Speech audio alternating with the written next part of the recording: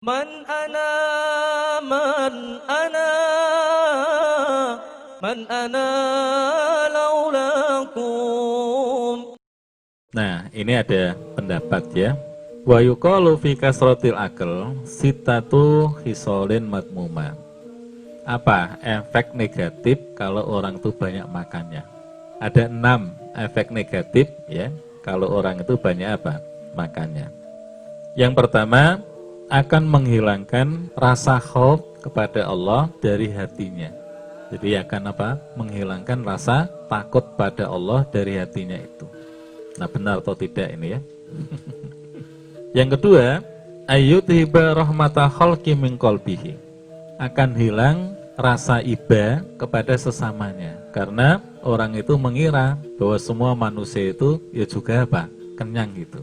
Makanya salah satu hikmah ya, kenapa Allah itu mewajibkan kita berpuasa itu sesungguhnya biar kita itu merasakan bagaimana rasanya perut saudara-saudara kita di saat sehari makan, kadang-kadang sehari 2 hari tidak makan itu.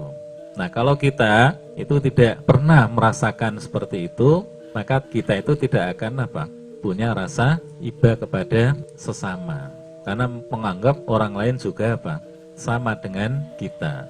Tapi kalau kita pernah merasakan ya, lapar pada saat kita puasa itu, kita akan punya rasa iba, rasa ya Allah, kalau saya dari pagi sampai sore nggak makan, perut saya lapar seperti ini, badan lemas seperti ini. Nah, kayak apa saudara-saudara kita yang kadang-kadang sehari makan 2-3 hari tidak makan.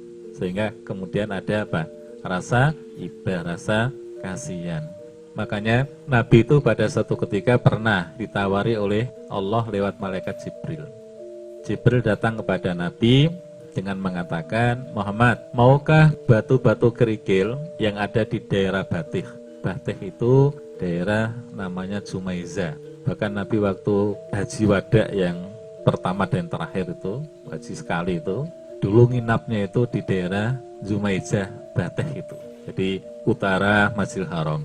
Jadi Ja'fariyah, kemudian Jumaiza. Ya. Atau Ma'la, dekat Ma'la sana, kuburan Ma'la. Kalau yang sudah pernah umrah atau haji, ya. Nah, daerah Jumaiza sana, itu ada daerah namanya Batih. Nah, kata Jibril, Muhammad, maukah batu-batu kerikil itu disulap oleh Allah menjadi emas?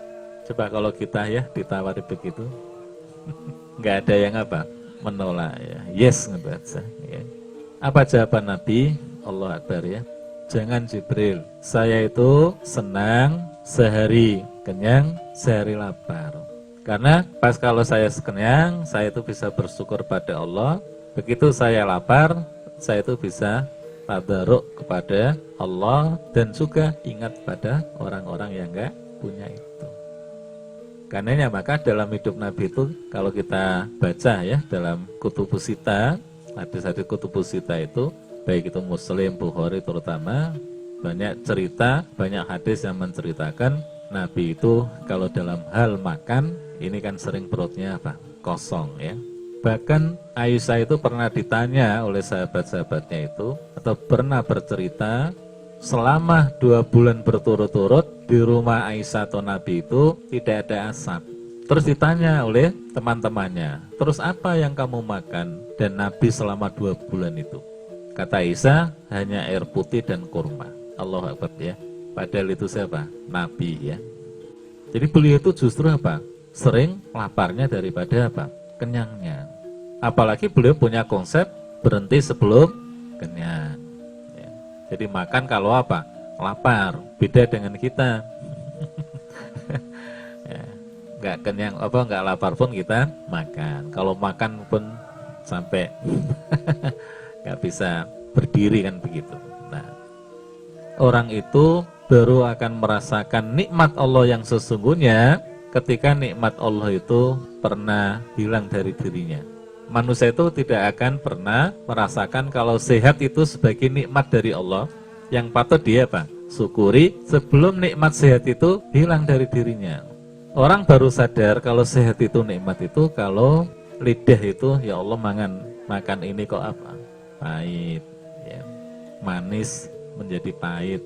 Itu baru orang sadar kalau sehat itu sebagai nikmat dari Allah yang patut disyukuri.